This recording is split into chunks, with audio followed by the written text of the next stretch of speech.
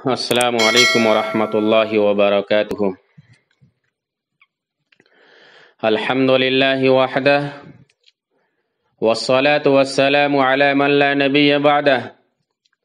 اما بعد، قال اللہ تبارک وتعالی فی القرآن المجید والفرقان الحمید، اعوذ باللہ من الشیطان الرجیم، بسم اللہ الرحمن الرحیم۔ اعلموا انما الحياة الدنيا لعب ولهو وزينة وتفاخر بينكم وتكاثر في الأموال والأولاد، وقال في موضع آخر وما الحياة الدنيا إلا متاع الغرور، وقال النبي صلى الله عليه وسلم عن ابن عباس رضی اللہ تعالی عنہ ان رسول اللہ صلی اللہ علیہ وسلم قال اربع من اعطیہن فقد اعطی خیر الدنیا والآخرہ، قلب شاکر ولسان ذاکر وبدن علی البلاء صابر وزوجة لا تبغيه خونا في نفسها ولا مالها، صدق اللہ العظیم وصدق رسولہ النبی الکریم ونحن على ذلك لمن الشاہدین والشاکرین۔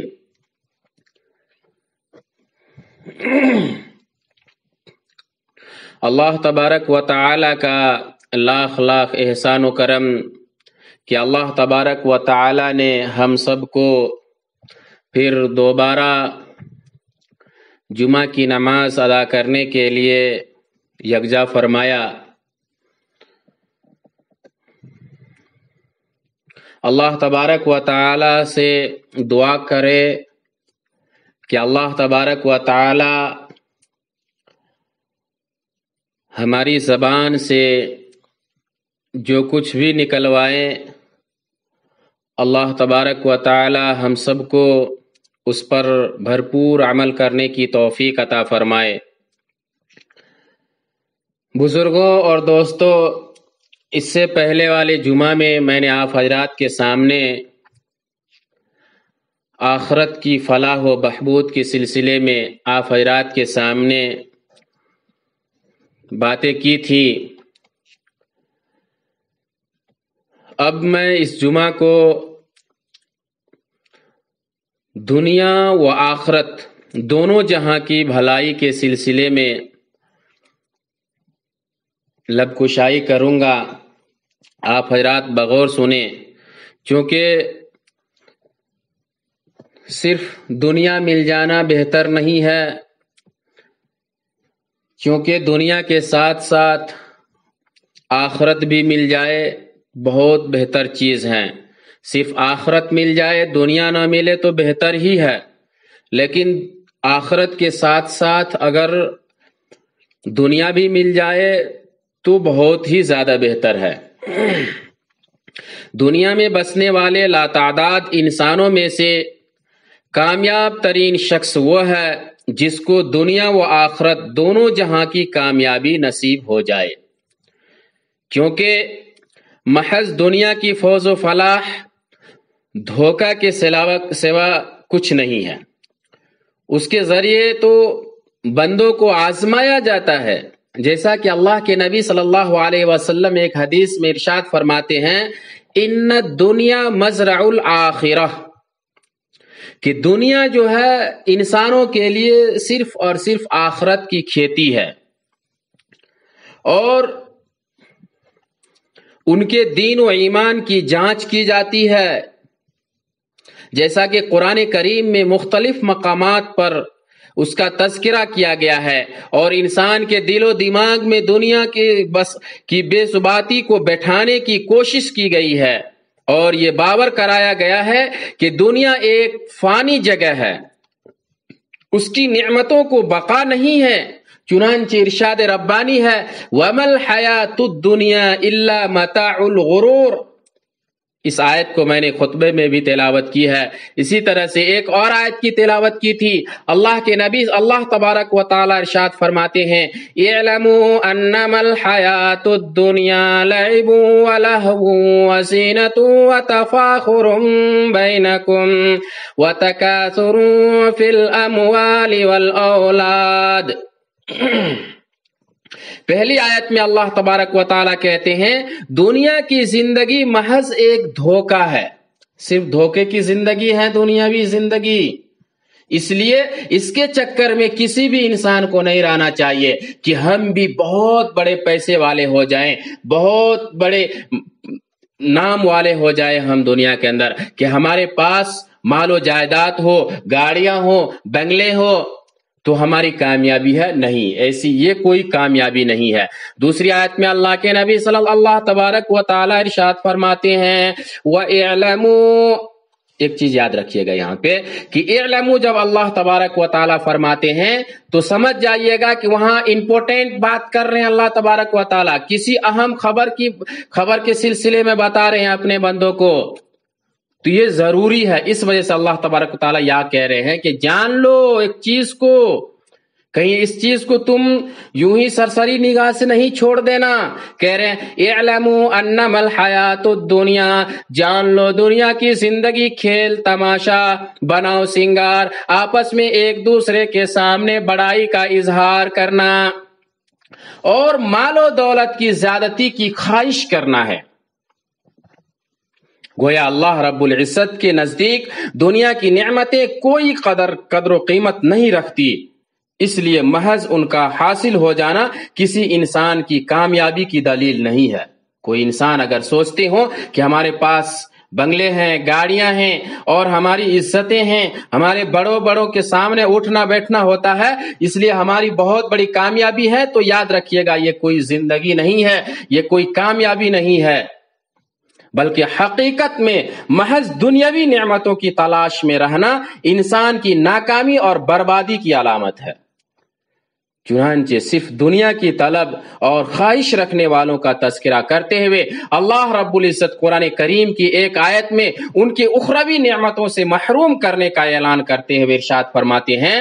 فَمِنَ النَّاسِ مَن يَقُولُ رَبَّنَا آتِنَا فِي الدُّنْيَا وَمَا لَهُ فِي الْآخِرَةِ مِنْ خَلَاقٍ. لوگوں میں سے کچھ یہ کہتے ہیں کہ اے ہمارے رب، ہم کو دنیا میں نعمتوں سے مالا مال فرما. اے لوگوں، ایسے لوگوں کے لیے آخرت میں کوئی حصہ نہیں ہے. یاد رکھیے گا، ایسے لوگوں کے سلسلے میں آخرت میں کوئی حصہ نہیں. اللہ تبارک و تعالیٰ ڈنکے کی چوٹ سے کہہ رہے ہیں کہ جو شخص دنیاوی نعمتوں کو طلب کرتے ہیں اور اخروی نعمتوں کو طلب نہیں کرتے ہیں. اس لیے ایک بات یاد رکھیے گا کہ جو شخص دنیا کی نعمتوں کی تلاش میں لگے رہتے ہیں، اس کے چکر میں نمازوں کو چھوڑ دیتے ہیں، اس کے چکر میں اللہ و رسول کے احکامات کو چھوڑ دیتے ہیں اور نبی کریم صلی اللہ علیہ وسلم کے طور طریقے اور زندگی سے کوسوں دور ہو جاتے ہیں، تو سمجھ جائیے کہ وہ شخص سب سے بڑا ناکام ہے. اس کی سب سے بڑی ناکامی کی دلیل یہی ہے کہ اس کو نماز کی توفیق نہیں ملتی ہے.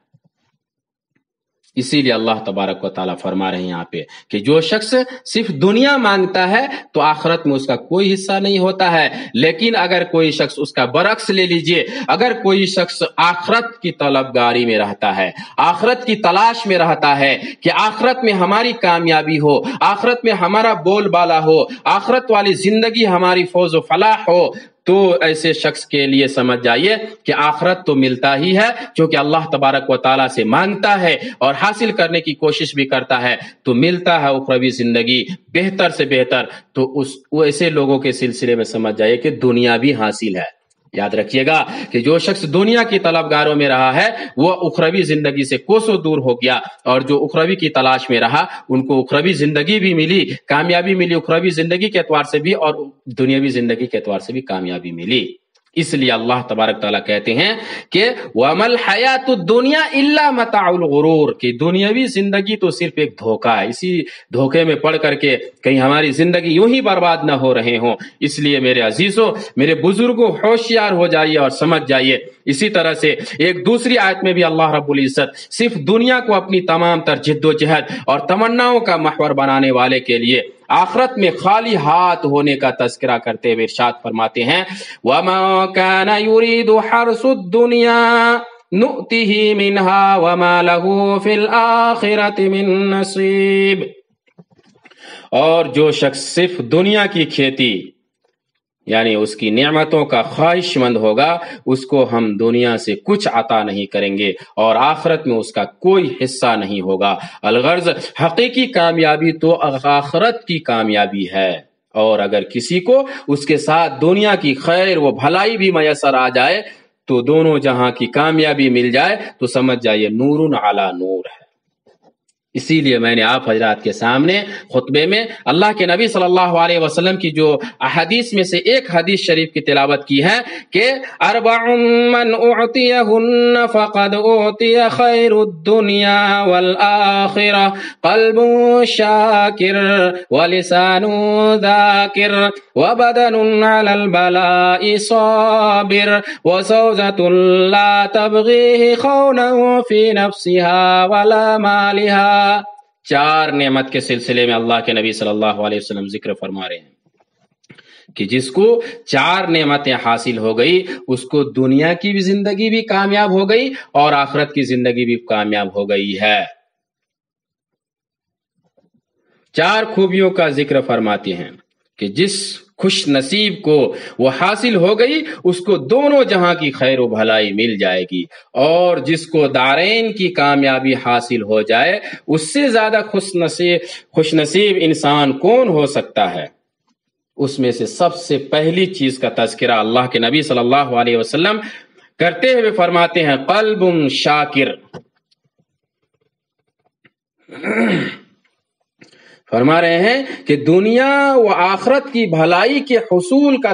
طریقہ بتلاتے ہوئے پہلی خوبی ذکر فرماتے ہیں کہ انسان اپنے دل کو خوشگوار بنانے کی کوشش کرے، یعنی نعمت خداوندی کو یاد کر کے دل کی گہرائیوں سے اگر کوئی شخص اپنے رب کا شکر ادا کرتا رہے گا تو اس کو دونوں جہاں کی کامیابیاں میسر آئے گی، کیونکہ شکر کی برکت سے نعمتوں میں اضافہ ہوتا رہے گا اور بھلائیاں انسان کے حصے میں آتی رہے گی۔ یہی وجہ ہے اور یہی عمل ہے جس کے ذریعے سے انسان ایمان کامل کی دولت سے مالا مال ہو سکتا ہے۔ چنانچہ ایک روایت میں نبی کریم صلی اللہ علیہ وسلم مومن کی اخروی فوز و فلاح کا تذکرہ کرتے ہوئے ارشاد فرماتے ہیں کہ جب وہ نعمتوں پر شکر کرتا ہے اور مصیبتوں پر صبر کرتا ہے تو اس کے نامہ اعمال میں اجر و ثواب لکھ دیا جاتا ہے۔ گویا مومن کامل کی یہ خصوصیت ہے کہ اس کو ہر حال میں اجر سے نوازا جاتا رہے گا۔ ضرورت صرف انسان کے اپنے رب کی طرف متوجہ ہونے کی ہے۔ انسان کے دل و دماغ میں شکر کے جذبات اسی وقت جنم لیں گے جب وہ اپنے سے نیچے اور پیچھے رہ جانے والوں کو نظر رکھیں گے۔ گھر بار، زمین و جائیداد، مال و دولت، تجارت و مکان و کاروبار و صحت و تندرستی جیسی ہر نعمت میں اپنے سے کم تر پر اگر انسان کی نظر ہوگی تو دل کی گہرائیوں سے شکر ادا کرنے کی توفیق اس کو نصیب ہوگی۔ لیکن ہمارا حال کیا ہے؟ ہم تو اپنے سے اوپر والے کو دیکھتے ہیں کہ فلاں کے پاس گاڑی ہے، اتنی اچھی گاڑی ہے، اتنا عمدہ مکان ہے، بڑے پیسے والے ہیں۔ تو جب ہم اپنے سے اوپر والوں کے سلسلے میں سوچتے رہیں گے، ان کو دیکھتے رہیں گے تو ہمارے دل کے اندر ایک حرص پیدا ہوگا، لالچ پیدا ہوگا، جس کی وجہ سے ہم اللہ و رسول کی باتوں کو ٹھکرا دیں گے اور دنیا کی تلاش میں اس قدر لگ جائیں گے، اس قدر در بدر کی ٹھوکریں کھاتے پھریں گے کہ نماز روزہ کی کوئی فکر نہیں رہے گی، اسلام کے کوئی احکامات کی کوئی فکر نہیں ہوگی، صرف اور صرف روپیوں اور پیسوں کے چکر میں ہم در بدر کی ٹھوکریں کھاتے پھریں گے۔ تو پتہ وہی جو میں شروع میں کہا دیا کہ پھر تو ہمیں نہ دنیا ملے گا نہ آخرت ملے گا۔ اس لیے وہ تو کہہ رہا ہوں ان کے شکر گزار بننا چاہیے، اور شکر گزار بندے اسی وقت ہو سکتا ہے جبکہ ہم اپنے سے نیچے والے کو دیکھیں گے کہ کچھ ہمارے پاس ہے، کچھ ایسے بھی بندے ہیں جو ہم سے بہت ہی کمتر ہیں، ہمارے پاس جتنی بھی چیزیں ہیں اس سے کہیں گنا نیچے اس کے پاس کم ہے، اس وجہ سے ہم اس کو جب دیکھیں گے تو پھر ہمارے اندر شکر گزاری اور شکر قلبی پیدا ہوگا، اور ہم سب اس کے بارے میں شکر کریں گے کہ کم سے کم اس سے اچھی نعمت، اس سے اچھا مال، اس سے اچھا گھر تو ہے، اللہ کا شکر ہے۔ تو یہ خوش نصیب شخص ہے جو ان کو شکر ادا کرنے کی توفیق نصیب ہوتی ہے، ورنہ تو تمام تر نعمتیں اور آسائشوں کے باوجود انسان جب اپنے سے بڑوں کو نظر میں رکھے گا تو ناشکری کا مجرم قرار پائے گا، اور حسرت و یاس کے سوا کچھ اس کے ہاتھ میں نہیں لگے گا، بلکہ اس کا بھیانک نتیجہ ایک یہ بھی ہو سکتا ہے کہ کفران نعمت اور ناشکری کے گناہ کی وجہ سے اس کو ان نعمتوں سے بھی محروم کر دیا جائے گا جو اس کے پاس موجود ہے، جیسا کہ اللہ تبارک و تعالی ارشاد فرماتے ہیں لَإِن شَكَرْتُمْ لَأَزِيدَنَّكُمْ وَلَإِن كَفَرْتُمْ إِنَّ عَذَابِي لَشَدِيدٌ، اگر تم شکر کرو گے تو میں تمہارے لیے اضافہ کرتا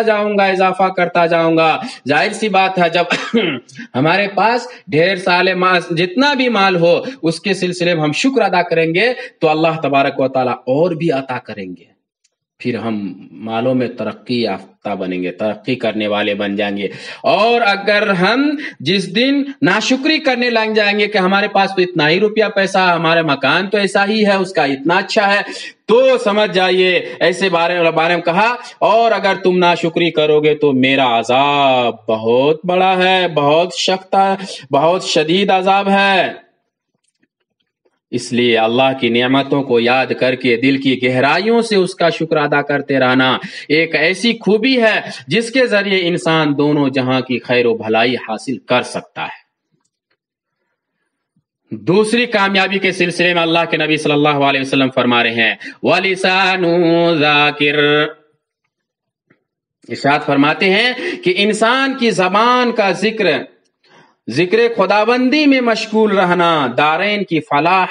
و بہبود ہونے کا ذریعہ ہے۔ یہ ایک حقیقت ہے کہ زبان ایسا عزو ہے جو انسان کے لیے رحمت بھی بن سکتا ہے اور عذاب خداوندی کا ذریعہ بھی بن سکتا ہے۔ اس لیے میں اکثر ایسی بات کہا کرتا رہتا ہوں، کچھ چیزیں جس کو آپ حضرات شاید یاد نہیں رکھتے ہوں، یاد دہانی کے لیے پھر میں کہہ دیتا ہوں کہ زبان ایسی چیز ہے، زبان کے ذریعے سے یا تو انسان کسی کے دل میں اتر جاتا ہے یا کسی کے دل سے اتر جاتا ہے۔ اس لیے زبان کو بڑا ہوشیاری کے ساتھ سوچ سمجھ کر کے حرکت کرنا چاہیے۔ چنانچہ ایک روایت میں نبی کریم صلی اللہ علیہ وسلم زبان کے تئیں امت کو بیدار کرتے ہوئے ارشاد فرماتے ہیں کہ صرف 3 کاموں کے لیے زبان کا استعمال کیا کرو، تبھی وہ تمہارے لیے باعث رحمت اور ذریعہ نجات بنے گی، ورنہ تو بقیہ ہر طرح کی گفتگو غیر مفید اور قابل گرفت ہوتی ہے۔ نبی کریم صلی اللہ علیہ وسلم فرماتے ہیں، جس کا ترجمہ میں آپ حضرات کو بتا دیتا ہوں کہ نبی صلی اللہ علیہ وسلم فرماتے ہیں کہ بنو آدم کا ہر کلام اس کے لیے وبال ہے۔ بنو آدم کا ہر کلام، ہر بات اس کے لیے وبال ہے، سوائے 3 کلام ایسی ہے جو اس کے لیے وبال نہیں ہے بلکہ ذریعہ خیر ہے، اچھائی ہے۔ کون کون سی چیز؟ اس کے سلسلے میں اللہ کے نبی صلی اللہ علیہ وسلم فرما رہے ہیں کہ امر بالمعروف ونہی عن المنکر وذکر اللہ، بہتر بات یہی ہو سکتی، یہی 3 باتیں ہیں۔ کون کون سی؟ ایک تو یہ کہ لوگوں کو بھلائی کا حکم کیجئے، دوسری چیز لوگوں کو برائی سے روکیے، تیسری چیز اپنی زبان کو ذکر اللہ میں مشغول رکھیے، ذکر کرتے رہیے، اللہ کی یاد میں مشغول رہتے ہوئے اپنی زبان کو خالق و مالک کے ذکر میں لگائے رکھنا اور کثرت سے اس کی تسبیح و تحلیل کرتے رہنا نہایت افضل اور عظیم الشان عمل ہے۔ یہی ایک ایسا عمل ہے جس کو بکثرت کرنے کا اللہ تبارک و تعالیٰ نے حکم فرمایا ہے۔ کسی بھی عمل کو اللہ تبارک و تعالیٰ نے کثرت سے کرنے کا حکم نہیں فرمایا، لیکن ذکر ایسی عبادت ہے جس کو اللہ تبارک و تعالیٰ کہہ رہے ہیں کثرت سے کرو. کیا کہہ رہے ہیں؟ یا ایھا الذین آمنوا اذکروا اللہ ذکرا کثیرا وسبحوا بکرۃ واصیلا. اے ایمان والو کثرت سے اللہ کا ذکر کرو. دیکھیے کہہ دیا نا اللہ تبارک و تعالی کثرت سے ذکر کرنے کے لیے کہہ رہے ہیں, اور صبح شام اس کی تسبیح بیان کرو. کثرت سے ذکر کرنے کے لیے کہا, دوسری عبادتوں کے لیے اللہ تبارک و تعالیٰ نے نہیں کہا. اسی طرح ایک جگہ اور اللہ تبارک و تعالیٰ ارشاد فرماتے ہیں فَإِذَا قُضِيَتِ الصَّلَاةُ فَاذْكُرُوا اللَّهَ قِيَامًا وَقُعُودًا وَعَلَى جُنُوبِكُمْ. میں اکثر کہتا رہتا ہوں نا کہ ذکر کی عبادت جو ایسی ہے, اللہ تبارک و تعالیٰ نے ذکر کرنے والی عبادت کے سلسلے میں کوئی قید نہیں لگایا ہے. جیسے نمازوں کے سلسلے میں قید ہے, روزے کے سلسلے میں شرط لگایا گیا ہے, نمازوں کے سلسلے میں شرط لگایا گیا ہے, حج کے سلسلے میں شرط لگایا گیا ہے, زکوٰۃ ادا کرنے کے سلسلے میں شرط لگایا گیا ہے, لیکن ذکر کرنے کے سلسلے میں کوئی شرط نہیں ہے. کہا جب تم نماز سے فارغ ہو جاؤ تو ہر حال میں خواہ کھڑے ہو یا بیٹھے ہو یا لیٹے ہو ذکر خداوندی کرتے رہا کرو.